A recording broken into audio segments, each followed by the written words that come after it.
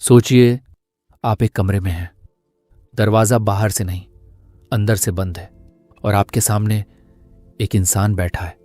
वो मुस्कुरा रहा है, आपसे बहुत अच्छे से बातें कर रहा है। लेकिन जब आप उसकी आंखों में देखते हैं तो आपको कुछ भी महसूस नहीं होता।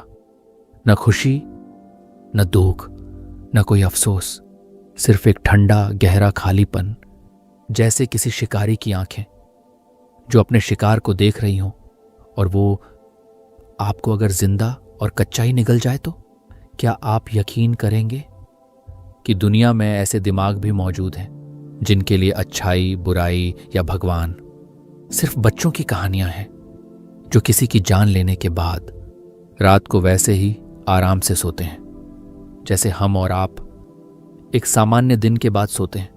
हम सब ऐसे लोगों से दूर भागते हैं, अखबार में इनके बारे में पढ़ते हैं और डर कर पन्ना पलट देते हैं। लेकिन एक इंसान था जिसने अपनी जिंदगी इसी अंधेरे को समझने में लगा दी। Author Christopher Berry Dee. वो उन खूंखार दरिंदों के ठीक सामने बैठे, उनकी आंखों में आंखें डालकर उनसे बातें की।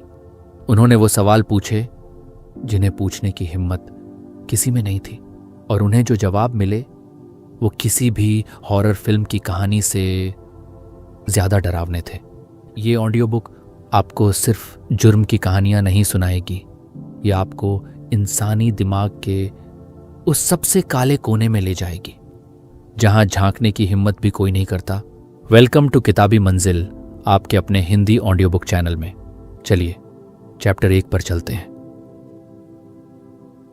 चैप्टर 1, नकाब के पीछे का चेहरा। क्रिस्टोफर बेरी डी कहते हैं कि हम सब ने साइकोपैथ शब्द सुना है। अक्सर फिल्मों में या किसी कहानी में एक ऐसा इंसान जिसकी आंखों में कोई इमोशन नहीं होता, जो किसी को भी धोखा दे सकता है बिना किसी अफसोस के, बिना किसी पछतावे के। लेकिन असल जिंदगी में ये इतने साफ साफ दिखाई नहीं देते। वो हमारे बीच ही रहते हैं और उन्होंने एक नकाब पहना होता है, नॉर्मल दिखने का नकाब। वो मुस्कुराते हैं, हंसते हैं, आपकी तारीफ करते हैं और आप कभी जान भी नहीं पाते कि उस मुस्कुराहट के पीछे का दिमाग कितना ठंडा और बेरहम है। एग्जाम्पल, सोचिए आपके ऑफिस में एक नया सहयोगी आता है। वो बहुत चार्मिंग है, सबसे बहुत अच्छे से बात करता है, सबकी मदद करता है और कुछ ही हफ्तों में वो सबका पसंदीदा बन जाता है। वो आपके पास आता है, आपकी प्रॉब्लम्स सुनता है और आपको लगता है कि एक अच्छा दोस्त मिल गया है। फिर एक दिन आपको पता चलता है कि उसने आपकी सारी बातें, आपके सारे सीक्रेट्स अपने फायदे के लिए इस्तेमाल कर लिए हैं।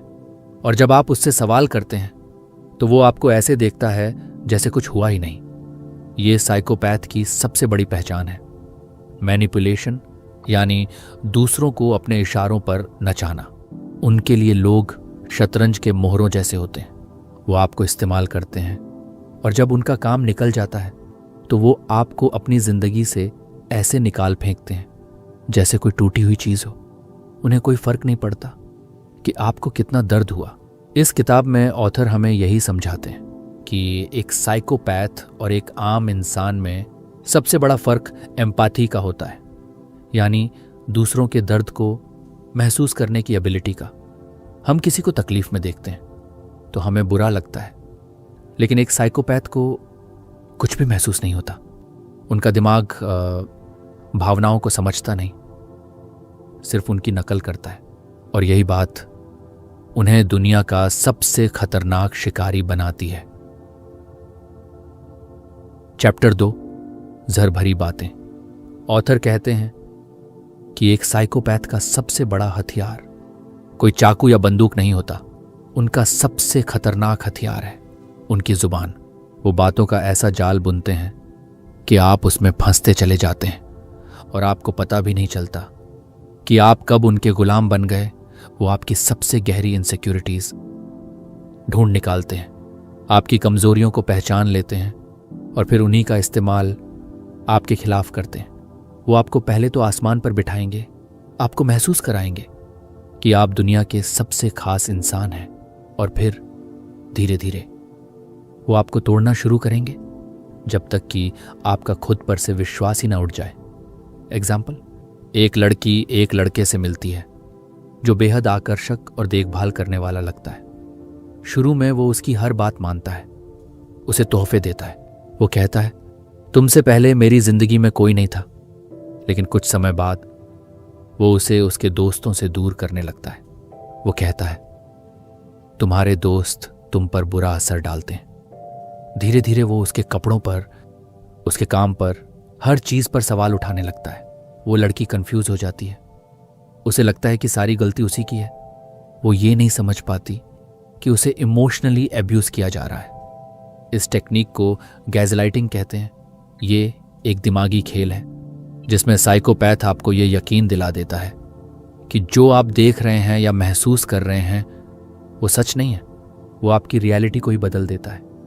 ये इतना धीरे धीरे और चालाकी से होता है कि शिकार को खुद पर ही शक होने लगता है। क्रिस्टोफर बेरीडी ने अपनी इंटरव्यूज में ये पैटर्न बार बार देखा। उन्होंने पाया कि ये अपराधी सिर्फ शरीर को ही नहीं बल्कि इंसान की आत्मा को भी मार देते हैं। वो आपके सेल्फ कॉन्फिडेंस को खत्म कर देते हैं ताकि वो आपको पूरी तरह से कंट्रोल कर सकें। ये उनका सबसे बड़ा नशा होता है, दूसरों पर पावर हासिल करने का नशा। चैप्टर 3, गुनाह जिसमें कोई पछतावा नहीं। एक आम इंसान जब कुछ गलत करता है तो उसे अंदर से एक आवाज आती है, अफसोस की आवाज, पछतावे की आवाज। इसे हम ज़मीर या कॉन्शियंस कहते हैं। यही हमें सही और गलत के बीच का फर्क सिखाती है। लेकिन एक साइकोपैथ के दिमाग में ये आवाज होती ही नहीं है। उनके लिए भावनाएं सिर्फ एक भाषा है जिसे वो बोलना सीख गए हैं, पर महसूस करना नहीं। वो सॉरी बोल सकते हैं, आंसू दिखा सकते हैं, लेकिन उनके अंदर कुछ भी महसूस नहीं होता। क्रिस्टोफर बेरीडी कहते हैं कि उनके सालों के अनुभव में यही बात उन्हें सबसे ज्यादा डराती थी। किसी के किए हुए जुल्म नहीं, बल्कि उन जुल्मों के बाद की खामोशी। Example, author Kenneth Allen McDuff नाम के एक सीरियल किलर से हुई बातचीत को याद करते हैं। जब मैकडफ से उसकी बर्बर हत्याओं के बारे में पूछा गया तो उसने अपने किए गए कामों को ऐसे बताया जैसे वो ग्रोसरी लिस्ट पढ़ रहा हो। उसकी आवाज में कोई दुख, कोई शर्म, कोई पछतावा नहीं था। वो बस घटनाओं को एक के बाद एक सुना रहा था। ऑथर को ऐसा महसूस हुआ जैसे वो किसी इंसान से नहीं बल्कि एक खाली खोल से बात कर रहे हो। ये कोई एक्टिंग नहीं होती। वैज्ञानिक मानते हैं कि साइकोपैथ का दिमाग आम इंसानों के दिमाग से अलग बना होता है। उनके दिमाग का वो हिस्सा जो एम्पैथी और गिल्ट जैसी भावनाओं को प्रोसेस करता है, वो या तो बहुत कमजोर होता है या काम ही नहीं करता। इसलिए वो कभी भी अपने शिकार का दर्द महसूस नहीं कर पाते। उनके लिए दुनिया एक वीडियो गेम की तरह है। लोग सिर्फ कैरेक्टर्स हैं जिन्हें वो अपने मकसद के लिए इस्तेमाल करते हैं, और जब वो कैरेक्टर उनके किसी काम का नहीं रहता तो वो उसे डिलीट कर देते हैं, बिना एक पल भी सोचे, बिना किसी अफसोस के। ये ठंडक, ये खालीपन, यही एक असली साइकोपैथ की निशानी है। चैप्टर 4, साइकोपैथ और वहशी का फर्क। हम अक्सर साइकोपैथ और वहशी, सैवेज शब्दों को एक ही तरह के इंसान के लिए इस्तेमाल करते हैं, लेकिन क्रिस्टोफर बेरीडी अपनी किताब में बताते हैं कि इन दोनों में एक बहुत बड़ा और जरूरी फर्क है। हर वहशी साइकोपैथ नहीं होता और हर साइकोपैथ वहशी तरीके से जुर्म नहीं करता। एक साइकोपैथ कैलकुलेटिव होता है। वो सोच समझकर, प्लान बनाकर अपना शिकार करता है। वो बेहद सफाई से काम करता है ताकि पकड़ा ना जाए। उसका मकसद अक्सर कंट्रोल, पावर या पैसा होता है। वो अपने शिकार को एक खिलौने की तरह देखता है, जैसे डॉक्टर हारोल्ड शिपमैन, जो एक डॉक्टर था और सालों तक चुपचाप अपने मरीजों को झड़ देकर मारता रहा। एग्जाम्पल, सोचिए, एक शिकारी जंगल में है। एक शिकारी साइकोपैथ वो है जो जाल बिछाता है, सही मौके का इंतजार करता है और चुपचाप अपने शिकार को पकड़ लेता है। दूसरा शिकारी वहशी वो है जो सामने से हमला करता है और गुस्से में अपने शिकार को चीर फाड़ देता है। दोनों का नतीजा एक ही है, मौत। लेकिन दोनों का तरीका और दिमाग बिल्कुल अलग है। दूसरी तरफ एक वहशी सैवेज इंसान अक्सर गुस्से या इम्पल्स में आकर जुर्म करता है। उसके हमलों में एक बर्बरता, एक गुस्सा दिखाई देता है। वो अपने शिकार को कंट्रोल नहीं करना चाहता, बल्कि उसे तबाह कर देना चाहता है। उसके जुर्म का तरीका बेहद बिखरा हुआ और हिंसक होता है। वो कोई प्लान नहीं बनाता, बस अपनी हवस या गुस्से को बाहर निकालता है। ऑथर के मुताबिक साइकोपैथ समाज के लिए ज्यादा खतरनाक है, क्योंकि वो एक नकाब पहनकर हमारे बीच छिपा रहता है और आप उसे कभी पहचान नहीं सकते। एक वहशी को आप शायद उसकी हरकतों से पहचान लें, लेकिन एक साइकोपैथ तो आपका सबसे अच्छा दोस्त भी हो सकता है और आपको पता भी नहीं चलेगा जब तक बहुत देर ना हो जाए। चैप्टर 5, अंधेरे की शुरुआत। एक सवाल हमेशा पूछा जाता है कि ये दरिंदे ऐसे पैदा होते हैं या दुनिया उन्हें ऐसा बना देती है। ये उनके खून में होता है या उनके बचपन के हालात उन्हें शैतान बनाते हैं। कई किलर्स की कहानियों में एक बात कॉमन है, एक दर्दनाक बचपन, अब्यूज और नेग्लेक्ट उनके अंदर की भावनाओं को मार देता है। वो सीखते हैं कि जिंदा रहने के लिए शिकारी बनना जरूरी है। एग्जाम्पल, एलिन वोर्नोस एक महिला सीरियल किलर थी। उसके बचपन में उसे हर तरह का अब्यूज सहना पड़ा। इस दर्द ने उसके अंदर दुनिया के लिए एक गहरी नफरत भर दी। वो हत्याएं सिर्फ लूटने के लिए नहीं करती थी, बल्कि वो अपने अंदर के गुस्से का बदला ले रही थी। लेकिन हर टूटे बचपन का बच्चा किलर नहीं बनता। कुछ लोगों के दिमाग में पहले से ही इमोपैथी की कमी होती है। ये एक जेनेटिक झुकाव हो सकता है। तो जवाब शायद बीच में है, एक दिमाग जिसमें भावनाओं की कमी है, और जब उसे एक दर्दनाक बचपन मिलता है तो एक राक्षस पैदा होता है। जीन्स बंदूक भरते हैं, पर ट्रिगर हालात दबाते हैं। चैप्टर 6, जब शिकारी एक औरत हो। जब हम सीरियल किलर सोचते हैं तो दिमाग में एक मर्द की तस्वीर आती है, लेकिन औरतें भी उतनी ही बेरहम हो सकती हैं, बस उनका तरीका अलग होता है। वो ताकत का नहीं, भरोसे का इस्तेमाल करती हैं। वो एक माँ, नर्स या पत्नी के नकाब के पीछे छिपती हैं। कोई उन पर शक नहीं करता और वो चुपचाप अपना काम करती रहती हैं। एग्जाम्पल, मेलानी मैकग्यूअर एक पढ़ी लिखी नर्स और माँ थी। बाहर से उसकी जिंदगी परफेक्ट लगती थी, लेकिन उसने अपने पति की हत्या की, उसके शरीर के टुकड़े किए और उन्हें सूटकेसों में भरकर फेंक दिया। किसी को यकीन नहीं हुआ कि वो ऐसा कर सकती है। उनके मकसद भी अलग होते हैं। मर्द पावर के लिए मारते हैं, औरतें अक्सर पैसों के लिए या बुरे रिश्ते से बाहर निकलने के लिए। वो ब्लैक विडोज होती हैं जो भरोसे का शिकार करती हैं। ये हमें याद दिलाता है कि शैतान का कोई जेंडर नहीं होता। अंधेरा किसी भी नकाब के पीछे छिपा हो सकता है, और सबसे खतरनाक वो होता है जिस पर आप सबसे ज्यादा भरोसा करते हैं। चैप्टर 7, झूठ का जाल। एक साइकोपैथ की पूरी दुनिया एक ही चीज पर टिकी होती है, झूठ। वो सिर्फ झूठ बोलते नहीं, वो झूठ को जीते हैं। उनके लिए सच और झूठ में कोई फर्क नहीं होता। वो इतनी आसानी से झूठ बोलते हैं कि आप सच पर ही शक करने लगते हैं। झूठ बोलना उनके लिए सांस लेने जैसा है। एग्जाम्पल, जॉन रॉबिन्सन इंटरनेट का पहला सीरियल किलर था।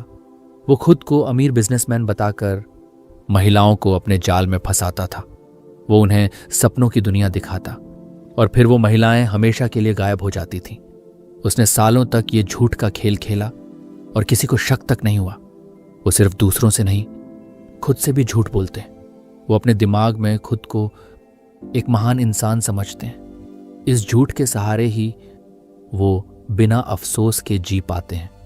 ऑथर कहते हैं कि उनसे बात करते हुए सच और झूठ को अलग करना नामुमकिन था। वो आपको वही सुनाते थे जो आप सुनना चाहते हैं, और यही उनकी सबसे बड़ी ताकत है। चैप्टर 8, मौत के साथ एक मुलाकात। क्रिस्टोफर बेरी डी सिर्फ एक लेखक नहीं है, वो उस अंधेरे के बेहद करीब गए हैं जिससे हम सब दूर भागते हैं। वो दुनिया के सबसे खतरनाक कैदियों के सामने बैठे। वो बताते हैं कि उन कमरों में एक अजीब सी ठंडक होती थी। जब आप एक किलर की आंखों में देखते हैं तो आपको वो खालीपन साफ दिखता है, कोई भावना नहीं, बस एक शिकारी की नज़र। एग्जाम्पल, वो माइकल ब्रूस रॉस के साथ अपनी मुलाकात को याद करते हैं। रोज बहुत इंटेलिजेंट था और शांति से बात कर रहा था, लेकिन एक पल के लिए उसका नकाब उतरा। ऑथर ने उसकी आंखों में वो ठंडक देखी और समझ गए कि वो किसी आम इंसान से बात नहीं कर रहे। वो उस एहसास को आज भी नहीं भूले हैं। ये मुलाकातें आसान नहीं थीं। अपराधियों ने उन्हें मैनिपुलेट करने की हर कोशिश की, लेकिन ऑथर का मकसद साफ था। उन्हें समझना था कि ऐसा दिमाग काम कैसे करता है। वो जवाब ढूंढने गए थे। इन मुलाकातों ने उन्हें हमेशा के लिए बदल दिया। उन्होंने सीखा कि बुराई सिर्फ कहानियों में नहीं होती, वो सच में मौजूद है, और कभी कभी वो मुस्कुराकर आपस से बात भी करती है। चैप्टर 9, नफरत की आग। साइकोपैथ और सैवेज हत्यारे सिर्फ ठंड और खालीपन से नहीं भरे होते। उनके अंदर अक्सर एक और चीज होती है, नफरत की जलती हुई आग। ये नफरत किसी एक इंसान के लिए नहीं होती, बल्कि पूरी दुनिया, पूरे समाज या किसी खास ग्रुप के लोगों के लिए होती है। और यही नफरत उनके गुनाहों का फ्यूल बनती है। ये नफरत आती कहाँ से है? अक्सर ये उनके अपने लाइफ एक्सपीरियंसेस से आती है। शायद उन्हें बचपन में बुल्ली किया गया हो, समाज ने उन्हें रिजेक्ट किया हो, या उन्हें लगा हो कि उनके साथ नाइंसाफी हुई है। ये एहसास उनके अंदर सालों तक दबते रहते हैं और फिर एक दिन एक भयानक ज्वालामुखी की तरह फट पड़ते हैं। एग्जाम्पल, केनेथ बियांकी, जिसे हिलसाइड स्ट्रैंगलर के नाम से जाना जाता था, महिलाओं से नफरत करता था। उसे लगता था कि महिलाएं उसे हमेशा रिजेक्ट करती हैं। पुलिस की नौकरी के लिए भी उसे कई बार रिजेक्ट किया गया था। ये सारे रिजेक्शंस उसके अंदर इकट्ठा होते गए और उसने अपना गुस्सा और नफरत बेगुनाह महिलाओं पर निकाला। उन्हें तड़पाकर और मारकर उसे एक झूठा एहसास होता था कि वो पावरफुल है। इन लोगों के लिए हत्या करना एक बदला लेने का तरीका है। वो उन लोगों को सजा दे रहे होते हैं जो उन्हें लगता है कि उनकी तकलीफों के जिम्मेदार हैं, भले ही उनके शिकार बिल्कुल बेगुनाह हों। लेकिन हत्यारे की नज़रों में वो उस समाज का हिस्सा है जिसने उसे चोट पहुंचाई। ऑथर हमें समझाते हैं कि ये दिमाग कैसे काम करता है। ये लोग अपनी सारी गलतियों और नाकामियों का दोष दूसरों पर डाल देते हैं। उन्हें कभी नहीं लगता कि गलती उनकी है, उन्हें लगता है कि दुनिया उनके खिलाफ है। और इस नफरत की आग में जलते जलते वो उस पॉइंट पर पहुंच जाते हैं जहां इंसान और जानवर का फर्क मिट जाता है। चैप्टर 10, क्या ये कभी बदल सकते हैं? ये सबसे बड़ा और सबसे डरावना सवाल है। क्या एक साइकोपैथ को ठीक किया जा सकता है? क्या थेरेपी, दवाइयां या सजा उनके अंदर के शैतान को मार सकती है? क्रिस्टोफर बेरीडी इस किताब में एक बहुत ही साफ और परेशान करने वाला जवाब देते हैं। जवाब है नहीं, साइकोपैथी कोई बीमारी नहीं है जिसे ठीक किया जा सके। ये एक पर्सनैलिटी डिसऑर्डर है। ये उनके दिमाग की वायरिंग का हिस्सा है। ये वो हैं। आप किसी इंसान के कोर नेचर को नहीं बदल सकते। थेरेपी और काउंसलिंग अक्सर इन पर उलटा असर करती है। वो थेरेपिस्ट से ही नई नई मैनिपुलेशन की तकनीक सीख लेते हैं। एग्जाम्पल, ऑथर एक ऐसे कैदी का जिक्र करते हैं जो जेल में होने वाले सारे सेल्फ हेल्प प्रोग्राम्स में हिस्सा लेता था। वो थेरेपिस्ट के सामने रोता था, अपने के पर अफसोस जताता था। उसने सबको यकीन दिला दिया था कि वो बदल गया है। पैरोल बोर्ड ने उसे एक सुधरा हुआ इंसान मानकर उसे जल्दी रिहा कर दिया और बाहर आने के कुछ ही महीनों के अंदर उसने फिर से वही जुल्म किया। वो बदला नहीं था, उसने सिर्फ बदलना सीख लिया था। वो भावनाओं की नकल करना सीख जाते हैं। वो सीख जाते हैं कि अफसोस कैसे दिखाया जाता है, एम्पैथी कैसे जताई जाती है। वो पैरोल बोर्ड और समाज को धोखा देने में माहिर हो जाते हैं, लेकिन अंदर से वो वैसे ही ठंडे और खाली रहते हैं जैसे वो हमेशा से थे। मौका मिलते ही वो फिर से वही करेंगे जो उन्होंने पहले किया था। ये एक डरावनी सच्चाई है।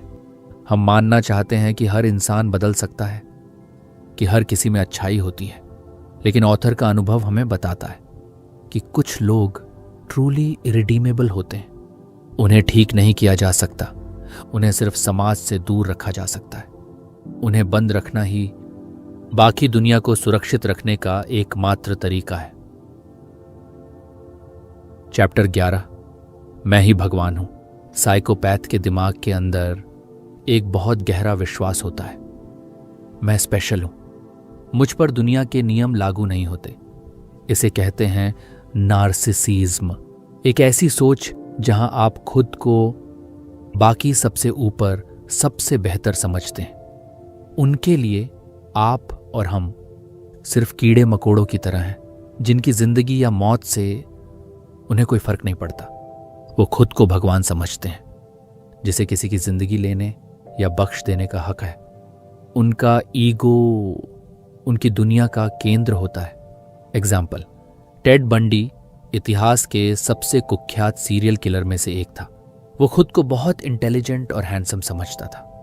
उसे लगता था कि वो पुलिस से ज्यादा चालाक है। कोर्टरूम में भी वो अक्सर वकीलों को हटाकर अपना केस खुद लड़ने लगता था। ये उसका एक्सट्रीम नार्सिसिज्म था। उसे यकीन था कि उसे कोई पकड़ नहीं सकता, कोई हरा नहीं सकता। ये नार्सिसिज्म उन्हें निडर बनाता है। उन्हें लगता है कि वो इतने महान हैं कि वो कभी पकड़े नहीं जाएंगे। वो अपने ही बनाए हुए झूठ पर इतना यकीन करने लगते हैं कि वो सच लगने लगता है। वो गलतियां करते हैं, निशान छोड़ते हैं, क्योंकि उन्हें लगता ही नहीं कि कोई उनकी बराबरी कर सकता है। और जब वो पकड़े जाते हैं तब भी उन्हें अफसोस नहीं होता, उन्हें गुस्सा आता है। गुस्सा इस बात पर कि किसी छोटे मोटे इंसान ने उनके जैसे भगवान को पकड़ने की हिम्मत कैसे की। उनकी नज़र में गलती उनकी नहीं, बल्कि उस सिस्टम की है जो उनकी महानता को समझ नहीं पाया। चैप्टर 12, शिकार का नशा। एक साइकोपैथ के लिए सिर्फ किसी को मारना इंपॉर्टेंट नहीं होता, उसके लिए पूरा प्रोसेस एक नशा होता है। शिकार को चुनना, उस पर नजर रखना, उसे डराना और फिर सही मौके पर हमला करना। ये सब उन्हें एक थ्रिल देता है, एक हाई देता है। ये पावर का खेल है। जब वो किसी को कंट्रोल करते हैं, किसी की जिंदगी और मौत का फैसला करते हैं, तो उन्हें वो पावर महसूस होती है जो उन्हें नॉर्मल जिंदगी में कभी महसूस नहीं हुई। वो उस पल में खुद को दुनिया का सबसे ताकतवर इंसान महसूस करते हैं। ये एहसास उनके लिए किसी भी ड्रग से ज्यादा नशीला होता है। एग्जाम्पल, डेनिस रेडर, जिसे बीटी के बाइंड, टॉर्चर, किलर के नाम से जाना जाता था। वो अपने शिकार को मारने से पहले उन्हें घंटों तक तड़पाता था। वो पुलिस और मीडिया को चिट्ठियां लिखकर चिढ़ाता था, उन्हें अपने अगले कदम के बारे में हिंट्स देता था। ये सब उसके रियल का हिस्सा था। उसे लोगों के डर से और पुलिस की बेबसी से एक सैडिस्टिक प्लेजर मिलता था। वो अपने शिकार को इंसान नहीं समझते, वो उन्हें एक ऑब्जेक्ट, एक चीज की तरह देखते हैं, एक ऐसी चीज जिसे वो अपनी फैंटेसीज पूरी करने के लिए इस्तेमाल कर सकते हैं। वो अपने शिकार के डर को एंजॉय करते हैं, उनकी चीखें, उनकी तकलीफें, उनके टूटे हुए ईगो को सेटिस्फैक्शन देती हैं। बेरीडी कहते हैं कि यही चीज उन्हें सबसे अलग बनाती है। एक आम इंसान गुस्से में या बदला लेने के लिए मार सकता है, लेकिन एक साइकोपैथ सिर्फ मजे के लिए, थ्रिल के लिए मारता है। ये कोई मजबूरी नहीं, ये उनका शौक है, उनका नशा है, और नशेड़ी की तरह वो इस नशे के बिना जी नहीं सकते। चैप्टर 13, समझदारी का नकाब। साइकोपैथ की सबसे बड़ी ताकत क्या है? उनकी चालाकी, उनकी क्रूरता? नहीं, उनकी सबसे बड़ी ताकत है उनका नॉर्मल दिखना। ऑथर इसे मास्क ऑफ सैनिटी कहते हैं, समझदार और नॉर्मल इंसान होने का नकाब।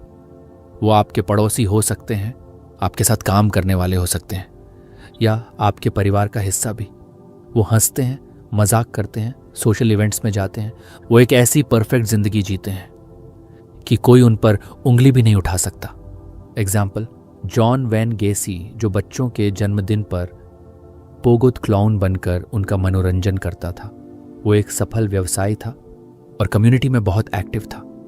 कोई सोच भी नहीं सकता था कि इस हंसते खेलते क्लॉन के नकाब के पीछे एक राक्षस छिपा है जिसने 30 से ज्यादा लड़कों की जान ली थी। ये नकाब उन्हें सालों तक बचाता है। ये उनका कैमोफ्लॉज है जो उन्हें शिकारियों की भीड़ में छिपाए रखता है। वो जानते हैं कि नॉर्मल कैसे दिखना है और वो इस कला में माहिर होते हैं। और यही सबसे डरावनी बात है, राक्षस हमेशा सींग और पूंछ के साथ नहीं आते। कभी कभी वो एक फ्रेंडली मुस्कान और एक मददगार हाथ के साथ आते हैं। और जब तक आपको नकाब के पीछे का असली चेहरा दिखता है तब तक बहुत देर हो चुकी होती है। चैप्टर 14, कौन बनता है उनका शिकार। साइकोपैथ अपने शिकार को कैसे चुनते हैं? क्या यह रैंडम होता है? नहीं, शिकारी हमेशा कमजोर शिकार को ढूंढता है। और इंसानी दुनिया में कमजोरी का मतलब अक्सर वल्नरेबिलिटी होता है। वो ऐसे लोगों को टारगेट करते हैं जो अकेले हैं, परेशान हैं या किसी पर आसानी से भरोसा कर लेते हैं। वो आपकी दयालुता को आपकी कमजोरी समझते हैं और वो जानते हैं कि ऐसे इंसान को मैनिपुलेट करना बहुत आसान होता है। एग्जाम्पल सोचिए, एक लड़की है जो अभी अभी एक नए शहर में आई है। वो अकेली है, उसके ज्यादा दोस्त नहीं है। एक लड़का उससे मिलता है, वो बहुत केयरिंग और हेल्पफुल है। लड़की को लगता है कि उसे एक सहारा मिल गया है। वो ये नहीं देख पाती कि ये सब एक जाल है जो शिकारी ने खास उसी के लिए बिछाया है। साइकोपैथ में एक अजीब एबिलिटी होती है, वो इंसान की वल्नरेबिलिटी को दूर से ही सूंघ लेते हैं। जैसे एक शार्क पानी में खून की एक बूंद को महसूस कर लेती है। वो आपकी बॉडी लैंग्वेज से समझ जाते हैं कि आप एक आसान टारगेट है। गलती शिकार की नहीं होती, हमेशा शिकारी की होती है। लेकिन यह समझना जरूरी है कि वो कैसे सोचते हैं। अपनी सेफ्टी के लिए हमें यह जानना जरूरी है कि कौन सी बातें हमें उनकी नजरों में एक आसान शिकार बना सकती हैं। चैप्टर 15, यादों का खजाना। कई सीरियल किलर की एक अजीब आदत होती है, वो अपने शिकार की कोई चीज अपने पास रख लेते हैं।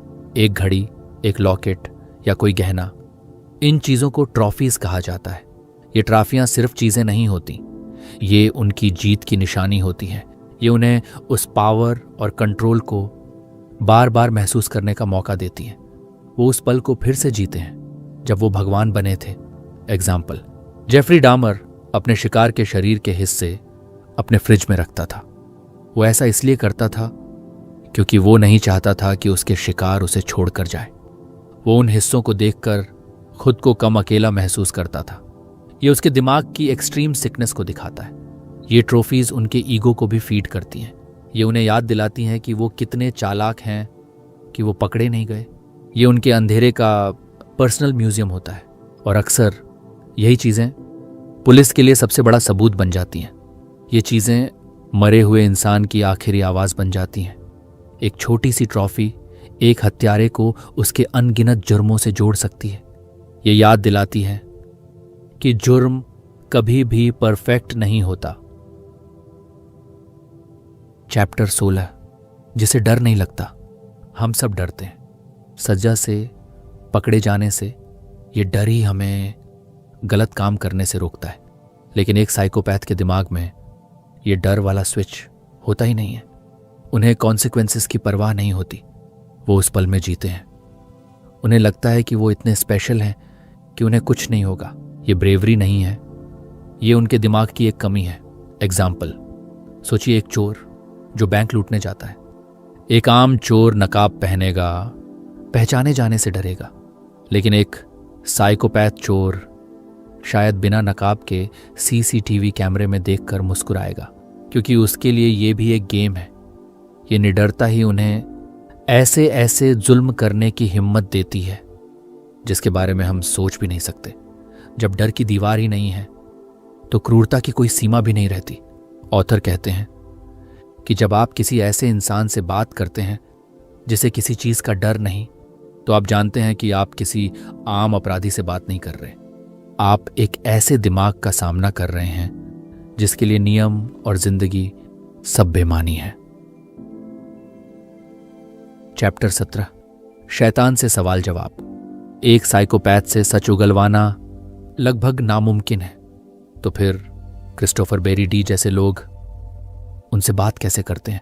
वो उन्हें तोड़ते नहीं, वो उनके खेल में शामिल हो जाते हैं। वो जानते हैं कि एक साइकोपैथ को सिर्फ खुद में इंटरेस्ट है, इसलिए वो उनसे उन्हीं के बारे में बात करते हैं।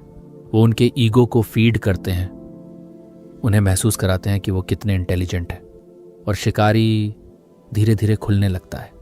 एग्जाम्पल, एक इंटरव्यू के दौरान ऑथर ने एक हत्यारे से पूछा, आप इतने इंटेलिजेंट हैं, आपने ज़रूर कोई बहुत चालाक प्लान बनाया होगा, क्या आप उसके बारे में बताएंगे?